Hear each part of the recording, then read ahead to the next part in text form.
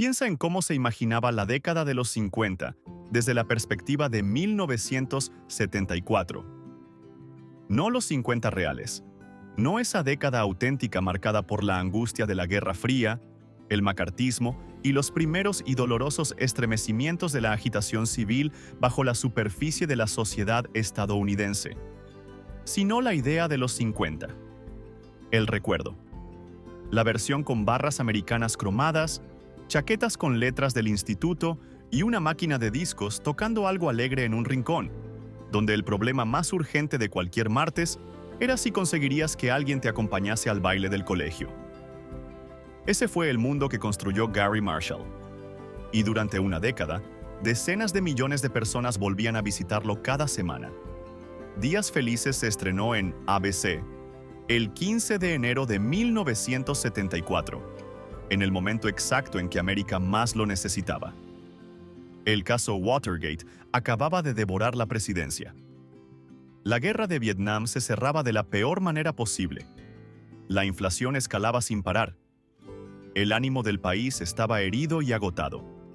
Y en ese instante de fractura, llegó la familia Cunningham, de Milwaukee, Wisconsin, con su ferretería, su mesa de cocina, y ese sentido de que todo iba a salir bien, imposiblemente cálido. 11 temporadas, 255 episodios. Una de las comedias de situación de mayor éxito en la historia de la televisión estadounidense. Pero lo que nunca se dice con suficiente claridad es esto. Detrás de la alegre nostalgia, detrás de las risas enlatadas, la icónica chaqueta de cuero y todas esas cálidas noches de martes, había personas reales. Personas que crecieron delante de las cámaras de toda América. Personas que descubrieron que la fama, lo que da con una mano, puede arrebatar algo esencial con la otra. Personas que lucharon, se reinventaron y resistieron. Y algunas que no lo consiguieron. ¿Sabías que el personaje más icónico de la serie estuvo a punto de llamarse MASH? Que la cadena casi prohíbe la chaqueta de cuero que se convertiría en la prenda más reconocible de la historia de la televisión? Que una actriz infantil que pasó 10 años haciendo sonreír a la América entera, viviría los años posteriores al fin de las cámaras en un silencio tan profundo que acabaría siendo permanente? Estas son las historias reales, no la nostalgia, no el mito. Aquí, en 2026, más de 50 años después de que la serie se estrenase por primera vez y más de 40 desde que terminó, miramos atrás hacia las personas que hicieron de Días Felices lo que fue, y hacia las vidas que les esperaban al otro lado de las cámaras. Descubramos quiénes eran, en quiénes se convirtieron, y qué les costó. Número 1. Al Molinaro como al Del Vecchio. Empecemos por él, el hombre que sostuvo la barra del mostrador. Al Molinaro nació el 24 de febrero de 1919 en Kenosha, Wisconsin, el mismo estado donde transcurría Días Felices, como por casualidad. Tenía 55 años cuando apareció por primera vez en la serie, en 1974, interpretando a Alfred Al Del Vecchio, el amable y perpetuamente desconcertado propietario del Arnold's Drive-In, la cafetería en el centro del universo Cunningham. Y lo que Al Molinaro aportó a ese papel es algo que no se puede enseñar ni fingir. Era genuina, constitucional e incorregiblemente cálido. Antes de Días Felices, Molinaro había pasado años haciendo exactamente lo que hacen los actores secundarios. Apariciones esporádicas, papeles pequeños, algún que otro personaje recurrente. Interpretó al policía Murray en La pareja dispareja junto a Tony Randall y Jack Klugman entre 1970 y 1975, en paralelo con las primeras temporadas de Días Felices. Era el rostro del desconcierto amable, de cierto tipo de hombre americano decente y algo despistado, siempre dispuesto a ayudar y siempre algo inseguro de si lo estaba logrando. En el Arnold's lo lograba. Al Del Vecchio se convirtió en una de las presencias secundarias más queridas de la serie. Una figura adulta de referencia para los personajes más jóvenes. Un hombre de paciencia infinita detrás del mostrador. Molinaro apareció en 146 episodios a lo largo de la serie. Después de que Días Felices terminase en 1984, Molinaro no desapareció. En 1987, junto a su compañero de reparto Anson Williams, Abrió una cadena de restaurantes temáticos llamada Big Al's, una franquicia construida sobre el buen nombre de la serie y su historia compartida. La aventura no prosperó a largo plazo, pero el impulso que la motivó decía algo real sobre quién era Molinaro, un hombre que quería prolongar la calidez de esa barra de ficción en algo en lo que de verdad pudieras sentarte. Al Molinaro falleció el 30 de octubre de 2015 en Duarte, California. Tenía 96 años.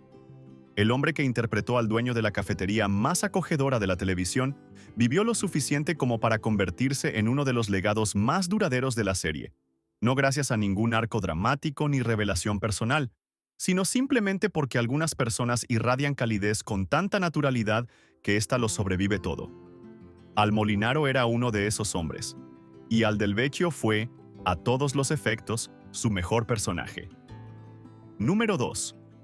Pat Morita como Matsuo Arnold Takahashi. Esta es la historia de un hombre que sobrevivió a un campo de internamiento, pasó años como cómico de stand-up y se hizo famoso por algo que nunca esperó hacer. 2 veces. Noriyuki Pat. Morita nació el 28 de junio de 1932 en Isleton, California. Sus padres eran inmigrantes japoneses, y cuando tenía 2 años, a Pat Morita le diagnosticaron tuberculosis ósea en la columna vertebral. Pasó 9 años, en un hospital, aprendiendo a caminar de nuevo gracias a una resistencia pura y dura. Cuando le dieron el alta, volvió a casa con su familia. Para entonces, ellos ya habían sido trasladados a un campo de internamiento. Así comienza la historia de Pat Morita. Y puedes escuchar todo el largo hilo de esa vida, su peso, la resiliencia codificada en cada aliento, cuando entiendes lo que hizo con los años que vinieron después. Se adentró en el mundo del stand-up a principios de los años 60, trabajando el circuito con un número construido sobre el ingenio, el ritmo y una voluntad sin rodeos de abordar su propia experiencia sin suavizarla. Actuó en clubes. Se fue abriendo camino. Hizo audiciones y más audiciones y más audiciones. Apareció en pequeños papeles televisivos a finales de los 60 y principios de los 70, incluido un papel secundario en MASH en 1972 bajo el nombre artístico Arnold. Cuando Días Felices se estrenó en 1974, Morita fue elegido como Arnold Takahashi, el propietario original del Arnold's Drive-In. Apareció en las 3 primeras temporadas como presencia recurrente, perspicaz, afectuoso, ocasionalmente exasperado por los jóvenes que trataban su local como si fuera su club privado.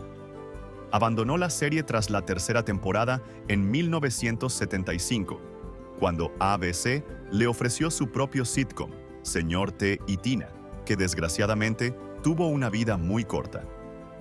Al Del Vecchio de Al Molinaro le sustituyó detrás del mostrador. Lo que le ocurrió a Pat Morita después de Días Felices es una de las historias de florecimiento tardío más notables de la televisión. En 1984, a los 52 años, fue elegido para interpretar al señor Miyagi en Karate Kid. Fue nominado al Oscar al mejor actor de reparto. No lo ganó, pero la película le otorgó un papel tan icónico que reescribió por completo su identidad pública e interpretó a Miyagi en 3 secuelas a lo largo de la década siguiente. Pat Morita falleció el 24 de noviembre de 2005 en Las Vegas, Nevada. Tenía 73 años. La causa de su muerte fue una insuficiencia renal. Había empezado con 9 años en un hospital. Había pasado por un campo de internamiento durante la guerra. Había pasado años actuando ante públicos que no sabían muy bien qué hacer con él. Y al final, dejó 2 personajes que nunca acabarán de desaparecer: el tipo detrás del mostrador del Arnold's y el hombre tranquilo de una paciencia profunda que nunca era del todo lo que parecía. Los 2, a su manera, eran él. Número 3. Don Most como Ralph Malph. Aquí hay un hombre que casi no acepta el trabajo. Don Most nació el 8 de agosto de 1953 en Brooklyn, Nueva York. Tenía 20 años cuando hizo su primera prueba para Días Felices, y esto es lo que casi nadie sabe. Originalmente se presentó para el papel de Potsy. Ese papel se lo llevó Anson Williams. Pero los productores quedaron tan impresionados con la lectura de Most que volvieron al creador de la serie, Gary Marshall, y le dijeron: «Tenemos que encontrar un hueco para este chico». Marshall estuvo de acuerdo. Ralph Malph fue construido alrededor de Don Most. Y entonces Most rechazó el papel. Tenía un proyecto cinematográfico en consideración, algo que pensaba que podría llevar su carrera en una dirección más dramática. Su representante, que casualmente jugaba al baloncesto todos los sábados en casa de Gary Marshall, acabó negociando un nuevo acuerdo. Más episodios, mejor caché, un papel central en lugar de periférico. Most cedió. Y así llegó Ralph Malph a Días Felices como el mejor amigo de Richie Cunningham, un personaje definido por una declaración recurrente: «Todavía lo tengo». Apareció en 168 episodios a lo largo de la serie. Él y Anson Williams, el hombre que le había ganado el papel de Potsy, se hicieron mejores amigos en el rodaje. 50 años después, Most fue el padrino de boda de Williams en su boda de 2023. Tras Días Felices, Don Most construyó una carrera que demuestra en silencio algo que la industria a menudo trata de negar: que un actor que trabaja puede encontrar verdadera satisfacción más allá del momento de mayor esplendor. Siguió la vía dramática: largometrajes, series de drama televisivo, obras de teatro. En enero de 2024 se estrenó su película Far Haven en Amazon Prime y Apple TV. A principios de 2025 llegó Harson's Island Revenge, basada en hechos reales ambientados durante la ley seca estadounidense. Además, ganó el premio al mejor actor de reparto en el Festival Internacional de Cine Cristiano por su papel en Lost Heart. En diciembre de 2025, se reunió públicamente con Henry Winkler y Anson Williams en la Fan Expo de San Francisco. La fotografía atrajo una enorme atención de los fans que nunca dejaron del todo de seguirles. Don Most también publicó un nuevo álbum, New York High, en paralelo a su trabajo en el cine. Actúa, canta, se presenta y hace el trabajo. En 2026, Don Most tiene 72 años. Sigue trabajando. Es, según quienes le conocen, un hombre de auténtica calidez y un saludable sentido del absurdo, lo que significa que sigue siendo, en lo esencial, el mismo tipo que interpretó. El chiste era siempre que Ralph Malph todavía lo tenía. Viendo dónde está ahora, resulta que no era ningún chiste. Número 4. Anson Williams, como Warren Potsy Weber, el primo segundo de la maniobra de Heimlich. Sí, esa frase es real y completamente cierta. Anson Williams nació Anson William Heimlich el 25 de septiembre de 1949 en Los Ángeles, California. Tenía 24 años cuando hizo la prueba para Días Felices en 1974. Llegó tarde porque su coche se había averiado bajo la lluvia y, según él mismo describió después, tenía el aspecto de una rata empapada. Gary Marshall habló con él principalmente de béisbol y luego le eligió de todas formas. Potsy Weber fue, en muchos sentidos, el ancla emocional de las primeras temporadas de la serie, el amigo más íntimo de Richie antes de la llegada de Ralph Malph, el personaje al que se destinaron algunas de las tramas más conmovedoras, incluido el memorable momento en que usó una canción para procesar el dolor de una ruptura. Williams fue nominado al Globo de Oro al mejor actor de reparto en serie, miniserie o telefilm por el papel. Williams es también el responsable de que la maniobra de Heimlich sea tan conocida como lo es. En 1980, su primo segundo Henry Heimlich, sí, el inventor de la maniobra, tenía dificultades para que el estamento médico tomase en serio su técnica para atragantamientos. Williams lo llevó al programa El Show de Merv Griffin. Esa aparición condujo directamente a que Heimlich apareciese en The Tonight Show de Johnny Carson, donde el propio Carson demostró la técnica ante millones de espectadores. La maniobra de Heimlich se convirtió en una expresión de uso cotidiano. Anson Williams dice que él es el eslabón perdido de esa cadena. Tras Días Felices, Williams se pasó a la dirección con una concentración notable. Se convirtió en un director de televisión muy solicitado, trabajando a lo largo de décadas en series como Melrose Place, Beverly Hills, 90210, Sabrina, Cosas de Brujas, Embrujada, Lizzie McGuire, Star Trek, Espacio Profundo. 9. Star Trek, Voyager, Xena, La Princesa Guerrera, Hércules y Los Secretos de Laura. Construyó una segunda carrera de verdadero peso profesional, no una incursión de famoso en la dirección, sino el trabajo real. Es también autor de sus memorias, Cantándole a un Bulldog, de Días Felices a Director de Hollywood, y El mentor improbable que me llevó hasta allí, que documenta su transición. A partir de 2025, Williams dirige un espectáculo de una sola actriz en el Off-Broadway, basado en las memorias Crazy Mama, A Memoir of Love and Madness, escritas por su esposa Sharon Mahari, con quien se casó en 2023, con Don Most como padrino. El espectáculo está previsto que abra en Nueva York en octubre de 2026, protagonizado por Linda Purl, que en una de esas pequeñas coincidencias resonantes de la televisión, apareció 2 veces en Días Felices, en 2 papeles completamente diferentes y en años distintos. En 2026, Anson Williams tiene 76 años.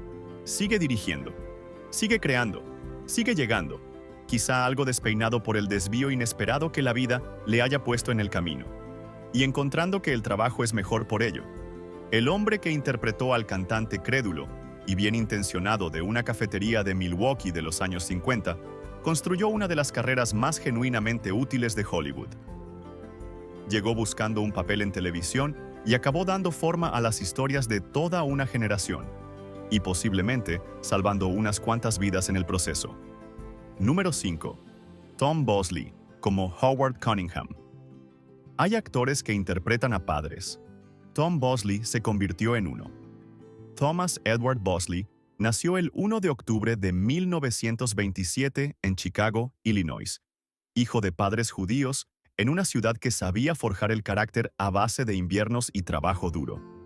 Sirvió en la Marina de los Estados Unidos, estudió en la Universidad DePaul y luego, en 1959, subió a un escenario de Broadway y dio vida a Fiorello LaGuardia en un musical llamado Fiorello, y paró la función cada noche durante 2 años. El musical ganó el premio Pulitzer. Tom Bosley ganó el premio Tony al mejor actor secundario en un musical. Tenía 31 años y era una gloria de Broadway. Lo que vino después fue una carrera cinematográfica construida sobre papeles secundarios, sólida, fiable, de luz cálida. Apareció en docenas de series televisivas a lo largo de los años 60 y principios de los 70. Cuando Días Felices llamó a su puerta, en 1973, Bosley rechazó en un primer momento el papel. Volvió a leer el guión piloto, concretamente una escena entre Howard Cunningham y su hijo Richie, y cambió de opinión. Dijo más tarde que esa escena le convenció de que había algo genuinamente humano dentro de lo que podría haber sido un ejercicio puramente nostálgico. Tenía razón. Howard Cunningham, señor C, como le llamaban Fonzie y su pandilla, se convirtió en uno de los padres televisivos definitorios del siglo XX. La revista TV Guide lo situó en el 9º lugar de su lista de los 50 mejores papás de la televisión, a la altura de Ward Cleaver, Andy Taylor y Cliff Huxtable, en ese pequeño panteón de padres de ficción en los que América de verdad creyó. Bosley apareció en los 255 episodios de la serie, todos y cada uno de ellos. Fue el único intérprete del reparto en lograrlo junto a Henry Winkler. Tras Días Felices, Bosley apenas descansó. Interpretó al sheriff Amos Tupper en Se ha escrito un crimen junto a Angela Lansbury entre 1984 y 1988. Protagonizó El padre Dowling entre 1989 y 1991, interpretando a un sacerdote católico con convincente convicción, a pesar de ser, como él mismo señalaba con leve diversión, judío en la vida real. En 1994, regresó a Broadway para estrenar el papel de Morris, el padre de Bella, en la versión escénica de Disney de La Bella y la Bestia, siempre trabajando, siempre presente, siempre siendo esa versión de sí mismo en la que el público había llegado a confiar. Tom Bosley falleció el 19 de octubre de 2010 en Rancho Mirage, California. Tenía 83 años. Marion Ross, que había interpretado a su esposa en pantalla durante 11 años, dijo de él: "Fue mi marido durante 11 años y el padre de la compañía en muchos sentidos". Ron Howard escribió que Bosley lideraba con el ejemplo y nos hacía reír mientras lo hacía. Hay un tipo particular de actor que hace que el trabajo parezca tan sencillo que su talento se vuelve invisible, absorbido por la creencia del público en el personaje, en lugar de ser admirado desde la distancia. Tom Bosley era ese tipo de actor. Howard Cunningham parecía real porque Bosley lo hacía real, semana tras semana, durante 11 años. Ganó un Tony. Hizo que todo un país sintiera que tenía un padre así. Dado a elegir entre legados, puede que ese fuera el que él hubiera querido. Número 6. Marion Ross, como Marion Cunningham. Empezó a actuar en 1953. En octubre de 2025 cumplió 97 años. Haz la cuenta de ese arco y detente a pensarlo un momento. Marion Ross nació. Marian Ellen Ross, el 25 de octubre de 1928, en Watertown, Minnesota. Un pueblo pequeño, del tipo que no anuncia sus ambiciones en voz alta. A los 13 años cambió la ortografía de su nombre de Marian a Marion, porque, como ella misma explicó más tarde, pensó que quedaría mejor en un cartel. Este es, a su manera silenciosa, uno de los detalles más reveladores de toda la historia de Días Felices. Una niña de 13 años en la Minnesota rural de 1941 pensando ya en los carteles. Se graduó en la Universidad Estatal de San Diego en 1950. Fue reconocida como la actriz más destacada de su promoción de primer año y se abrió camino hasta conseguir un contrato con los estudios Paramount. Debutó en el cine en 1953 en La Mujer Eterna junto a Ginger Rogers. Apareció en la historia de Glenn Miller en 1954. Apareció en Sabrina en 1954. No paró. Su carrera televisiva, que llevaba 20 años en marcha antes de que empezase Días Felices, acumuló más de 400 apariciones televisivas separadas. 400. Era una actriz profesional de extraordinaria dedicación y versatilidad mucho antes de que la cocina de los Cunningham se convirtiera en su dirección más famosa.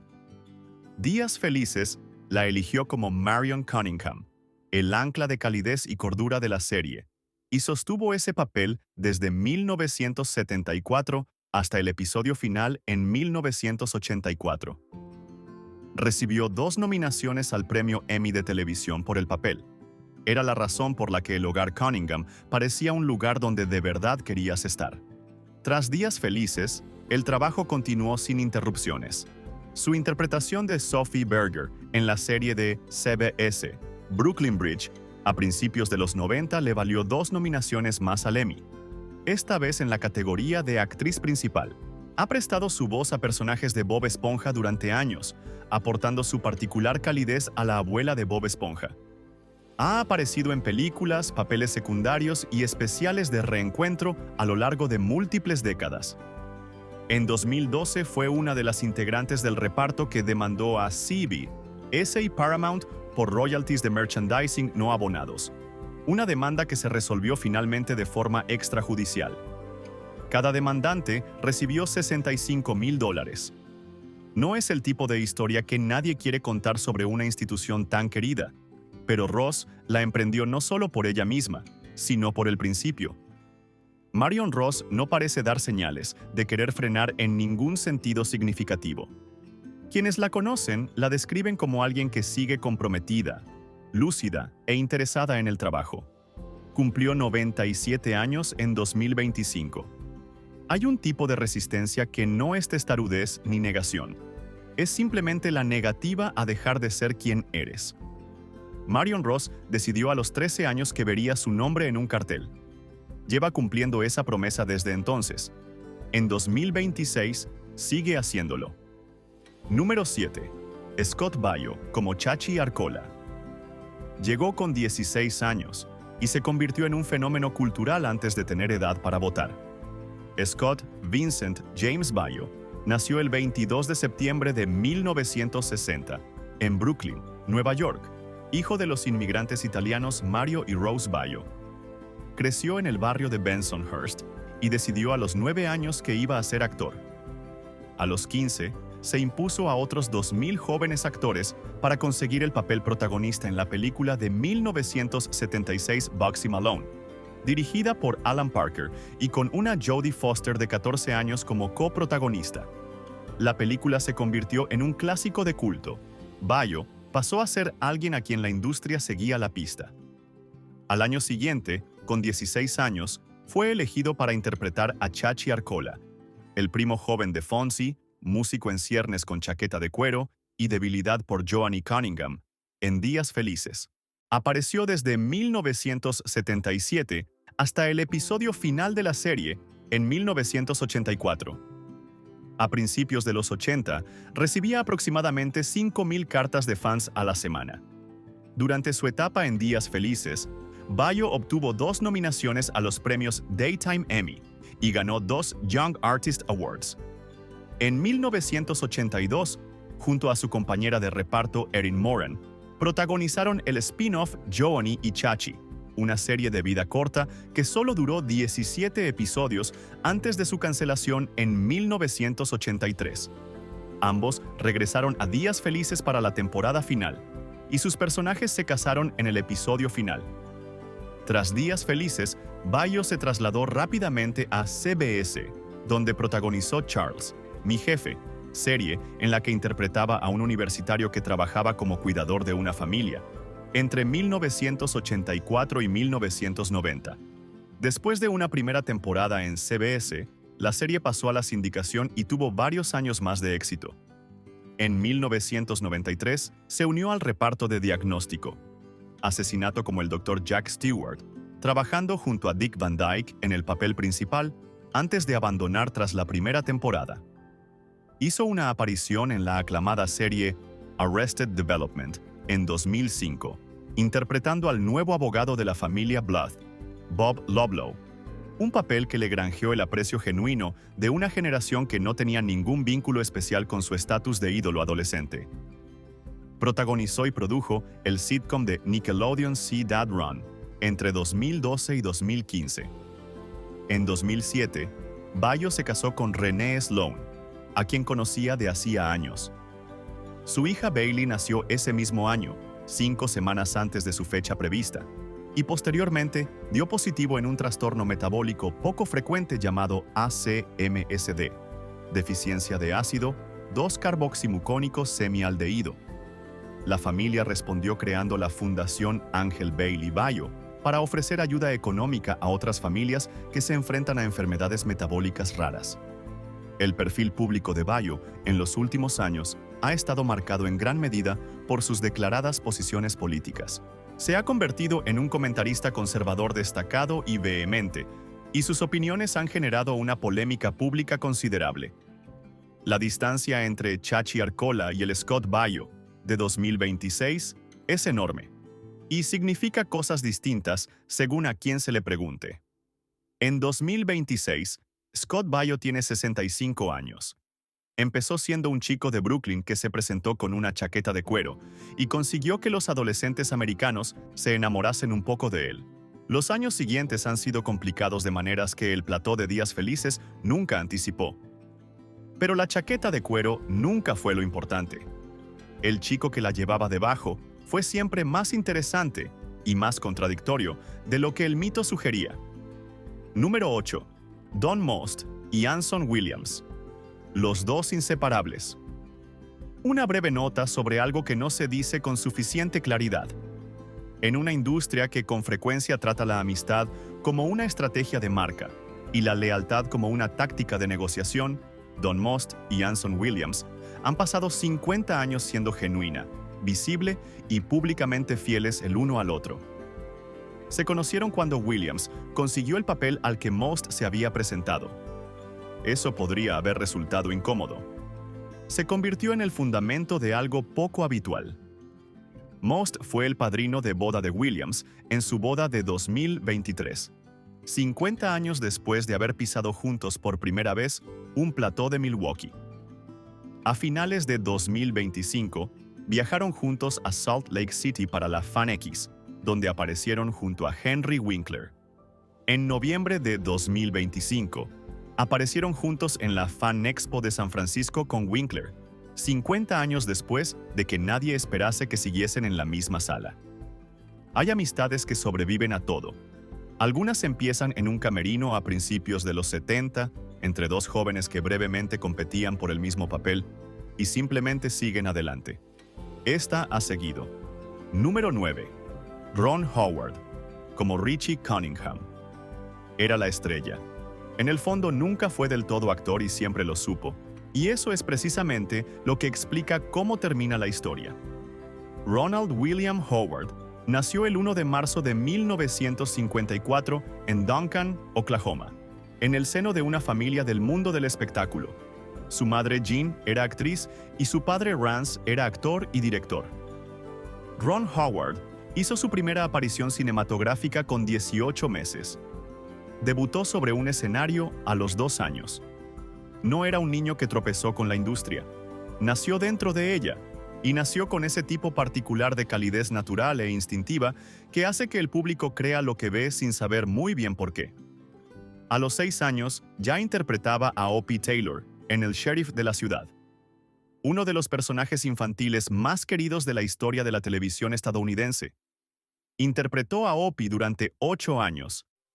Cuando esa serie terminó en 1968, tenía 14 años y ya había pasado más de la mitad de su vida delante de las cámaras. Días Felices le encontró en 1973 a través de American Graffiti, la película que lanzó a George Lucas, ambientada en esa misma América nostálgica de principios de los 60 que Días Felices habitaría pronto. Howard protagonizó American Graffiti y pasó directamente al papel de Richie Cunningham en el piloto de Días Felices ese mismo año. Tenía 20 años cuando la serie se estrenó en enero de 1974. Interpretó a Richie durante 7 temporadas, el corazón palpitante de la serie en sus años más esenciales. Pero había hecho un trato con la cadena desde el principio. A cambio de aparecer en una de las películas de bajo presupuesto de Roger Corman, Corman le ayudaría a producir y dirigir la suya propia.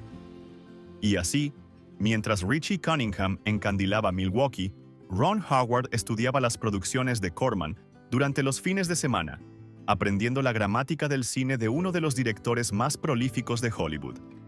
Abandonó Días Felices al final de la 7ª temporada, en 1980, con 26 años. Regresó para apariciones puntuales en la temporada final. Para entonces ya había dirigido su primer largometraje comercial, y la trayectoria era clara para quien prestase atención. Lo que siguió fue una de las carreras directoras más sostenidas y prestigiosas de la historia de Hollywood. Turno de noche, 1982. Splash, una sirena en Manhattan, 1984. El Capullo, 1985. Willow, 1988. Parenthood, 1989. Backdraft, 1991. Apolo 13, 1995. Una mente maravillosa, 2001, por la que ganó el Oscar al mejor director.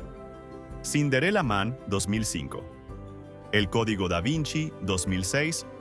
Frost / Nixon, 2008. Rush, 2013. Han Solo, una historia de Star Wars, 2018. En 1986, cofundó Imagine Entertainment junto al productor Brian Grazer, que se convertiría en uno de los estudios de mayor rendimiento constante de Hollywood. Howard se casó con su novia del instituto, Cheryl Alley, en 1975, mientras seguía apareciendo en Días Felices. Tienen 4 hijos: Bryce Dallas Howard, las gemelas Paige y Jocelyn, y su hijo Reed. Bryce Dallas Howard ha construido su propia y notable carrera como actriz y directora.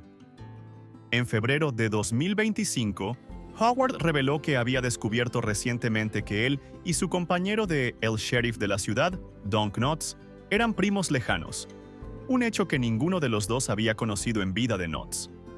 En 2025 apareció en un panel de reencuentro de Días Felices junto a Henry Winkler, Anson Williams y Don Most, descrito por Winkler como la primera vez que los cuatro aparecían públicamente juntos en 50 años. Howard dijo que le pareció que habían pasado 50 minutos. En 2026, Ron Howard tiene 72 años. Es uno de los directores más galardonados de su generación. Empezó como Opie Taylor. Se convirtió en Richie Cunningham. Y luego se colocó detrás de las cámaras e hizo lo que había estado planeando desde antes de que ninguno de nosotros le estuviera mirando. Hizo que la serie en la que creció se convirtiera en el motor que le llevó a otro lugar completamente distinto. Eso, al fin y al cabo, es para lo que sirve un principio. Número 10. Henry Winkler, como el Fonzie. Hay una estatua suya en el Paseo Fluvial de Milwaukee. Su chaqueta de cuero está en el Museo Nacional de Historia Americana del Smithsonian. Su nombre, o más bien el nombre del personaje que interpretó, entró en el idioma inglés como verbo que designa el momento en que algo grandioso empieza a declinar. Y nada de esto captura del todo qué es Henry Winkler, ni lo que le costó realmente ser lo que América necesitaba que fuera. Henry Franklin Winkler nació el 30 de octubre de 1945 en Manhattan, Nueva York, hijo de Harry Irving e Ilse Winkler, padres judíos que habían emigrado de Berlín, Alemania, en 1939, apenas por delante de la historia. Su padre dirigía una empresa maderera. Henry creció en el Upper West Side de Manhattan, donde fue al colegio PS 87 y luego a la McBurney School, donde era reprendido habitualmente por su bajo rendimiento académico. Los profesores decían a sus padres que no se esforzaba lo suficiente, que no prestaba suficiente atención, que no se aplicaba. En realidad sufría dislexia grave, aunque el diagnóstico no llegaría hasta décadas más tarde. Estudió teatro en el Emerson College y luego en la Escuela de Arte Dramático de Yale, uno de los programas de interpretación más exigentes del país. Pasó una temporada con el Yale Repertory Theater, hizo trabajo regional, apareció en 2 películas independientes y finalmente llegó a Los Ángeles en septiembre de 1973. A las pocas semanas de llegar, hizo una prueba para una nueva serie llamada Días Felices. Gary Marshall estaba buscando a alguien alto, rubio y de aspecto italiano. Lo que entró a la prueba fue un hombre compacto, de pelo oscuro, formado en Yale, de 1,68 m de estatura, que al final de su lectura lanzó el guión al aire y salió de la sala. El personaje tenía 6 réplicas en el piloto. Marshall eligió a Winkler el día de su cumpleaños. Arthur Fonzie. Fonzarelli fue concebido inicialmente como un personaje secundario, un macarra contrapuesto al americano de pro Richie Cunningham. La cadena no quería que llevase cuero, preocupada por la imagen de delincuencia que pudiera proyectar. Durante la primera temporada, Winkler llevó cazadoras de tela, salvo en las escenas que implicaban la moto. Poco a poco, el acuerdo fue cambiando. El cuero volvió, y al final de la segunda temporada, los informes que llegaban de las apariciones públicas eran inconfundibles. Dondequiera que aparecía Fonzie, 20,000 personas se congregaban gritando. Los guionistas reescribieron el centro de gravedad de la serie. Fonzie pasó de los márgenes de la historia Cunningham a su corazón. ABC barajó brevemente cambiar el nombre de la serie a Los Días Felices de Fonzie. Ron Howard ha escrito con cándida franqueza sobre haberse sentido marginado en su propia serie durante ese periodo. Ese tipo de éxito tiene un peso. Winkler fue nominado al Emmy al mejor actor protagonista 3 años consecutivos, 1976, 1977 y 1978, y ganó el Globo de Oro al mejor actor de comedia, tanto en 1977 como en 1978. El Fonzie estaba en todas partes, en los toppers del cole, en los pósters, en los calcetines, en las portadas de revistas de países que no compartían siquiera el idioma de la serie. Y luego terminó y llegó el silencio. Tras la conclusión de Días Felices en 1984, Winkler se encontró encasillado de la manera más absoluta en que un actor puede estarlo. No por género, no por tipo de personaje, sino por un único gesto, los pulgares arriba, y una única palabra: ¡ay! Papeles para los que fue considerado fueron a parar a otros actores porque las cadenas temían que el público solo pudiera ver al Fonzie. Se pasó a la producción y la dirección. Participó directamente en el desarrollo de la serie original MacGyver y dirigió los largometrajes Memorias de mí, 1988, y Medio Poli y Medio Niño, 1993. El trabajo continuó, pero el eje creativo había cambiado. La rehabilitación, cuando llegó, fue lenta y luego de repente total. Un papel recurrente como Barry Zuckerkorn en Arrested Development a partir de 2003. Un papel en Parks and Recreation. Y luego, en 2018, el que lo cambió todo. Gene Cousineau, el aterrador, autoengañado y catastróficamente inseguro profesor de interpretación en el centro de Barry, de HBO, con guión y dirección de Bill Hader. Winkler ganó el premio Emmy al mejor actor de reparto en comedia por ese papel en 2018. En su discurso de aceptación, citó el consejo de un amigo: si te quedas en la mesa el tiempo suficiente, las fichas acaban llegando a ti. Hizo una pausa y añadió: esta noche me ha tocado barrer la mesa. Barry duró 4 temporadas, hasta 2023, y la interpretación de Winkler fue señalada de manera constante como uno de sus mayores logros. Fue incluido en el Salón de la Fama de la Televisión en 2025. En 2023, Winkler publicó sus memorias, Siendo Henry, El Fonzie y Más Allá, que se convirtieron de inmediato en un éxito en la lista de los más vendidos del New York Times. El libro documentó, con una honestidad desarmante, la dura verdad de su infancia, las décadas de dislexia sin diagnosticar, la manera en que el Fonzie a la vez le hizo y casi le deshizo, y el largo camino de vuelta a sí mismo. Desde entonces, se ha convertido en un defensor apasionado y público de las personas con dislexia, siendo coautor de una serie de libros infantiles con un protagonista llamado Hank Zipzer, un chico imperturbable que tiene diferencias de aprendizaje. En 1980, donó una de las chaquetas de cuero del Fonzie al Museo Nacional de Historia Americana del Smithsonian. En 2008 se inauguró una estatua de bronce del Fonzie en el Paseo Fluvial de Milwaukee, y allí sigue, pulgares arriba, permanente, mirando el agua. En 2026, Henry Winkler tiene 80 años. En septiembre de 2025, estuvo en la FanX de Salt Lake City con Anson Williams y Don Most. En noviembre de 2025, en la Fan Expo de San Francisco. No tenía que ser el Fonzie. Se suponía que tenía que ser un italiano alto y rubio. Lo que era, en cambio, era un hombre al que habían dicho toda su infancia que no era suficiente, que fue a Yale y demostró algo, que entró en una sala y lanzó un guión al aire y creó una de las figuras más reconocibles de la historia cultural del mundo anglosajón. Y luego pasó los 40 años siguientes descubriendo quién era él cuando la chaqueta se quitaba. Es, según todos los indicios, exactamente quien parece ser. El hombre que sobrevivió a ser un icono y salió al otro lado, todavía en la mesa, todavía recogiendo las fichas, todavía barriendo. Pulgares arriba, como siempre iba a ser. Número 11. Erin Moran como Joanie Cunningham. Tenía 13 años cuando entró por primera vez en el plató de Días Felices. Erin Marie Moran nació el 18 de octubre de 1960 en Burbank, California, la segunda menor de 6 hermanos. Su madre la inscribió en una agencia de representación cuando tenía 5 años. Su primer trabajo profesional fue un anuncio de televisión. A los 6 ya tenía un papel recurrente en Daktari, el drama africano de fauna salvaje que se emitió entre 1966 y 1969. A los 13 era Joanie Cunningham. Piensa en esa trayectoria.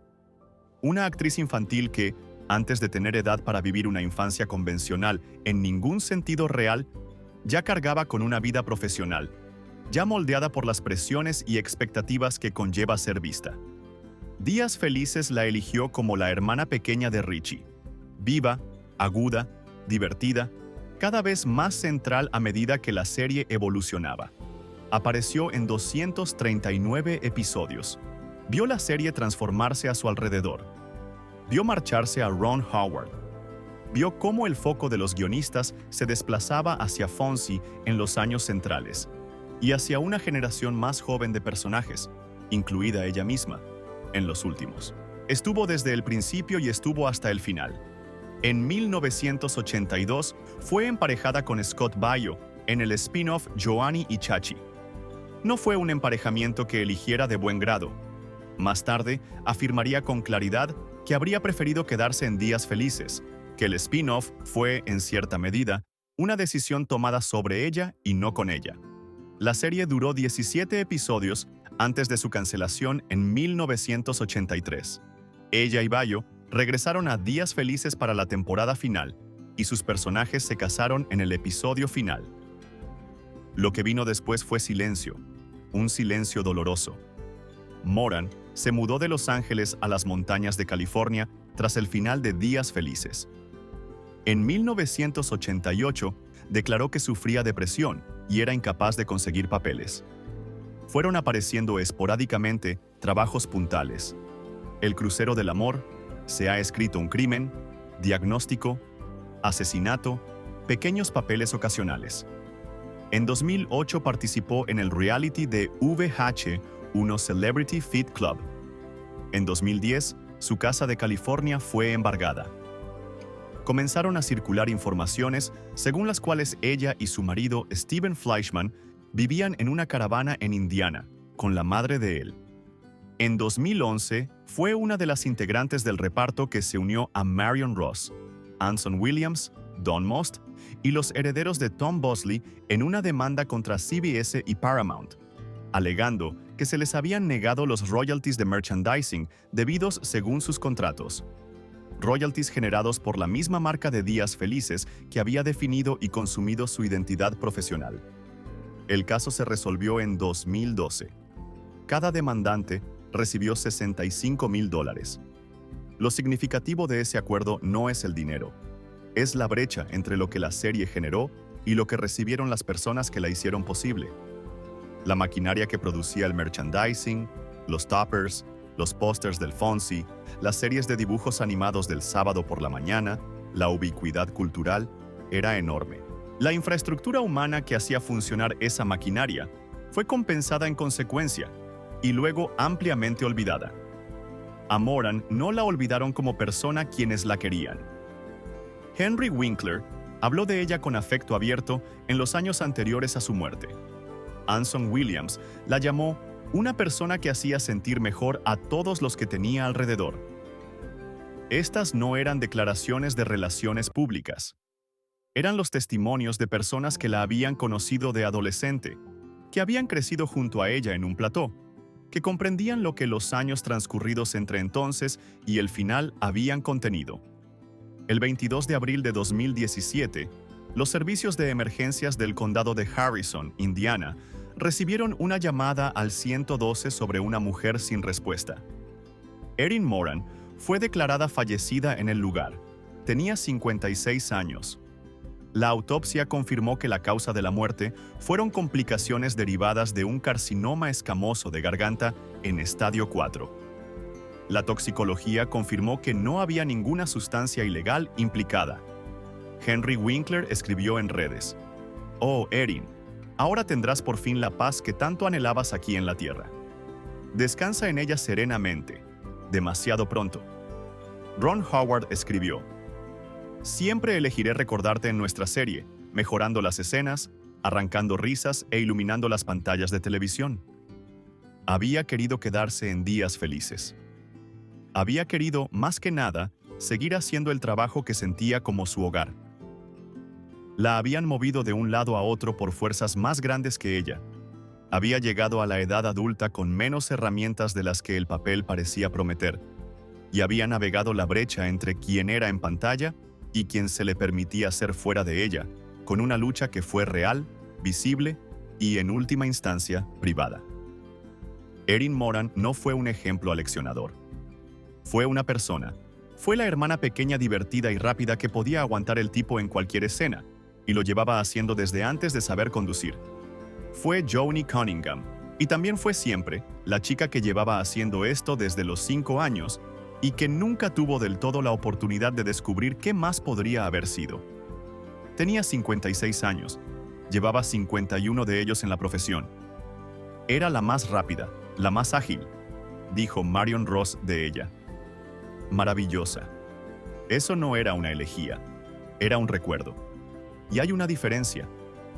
En una serie construida sobre la idea de una América inocente, que quizá nunca existió del todo, una fantasía de calidez, estabilidad y pertenencia, Erin Moran fue la que más la necesitaba, y aquella para quien menos fue sostenida.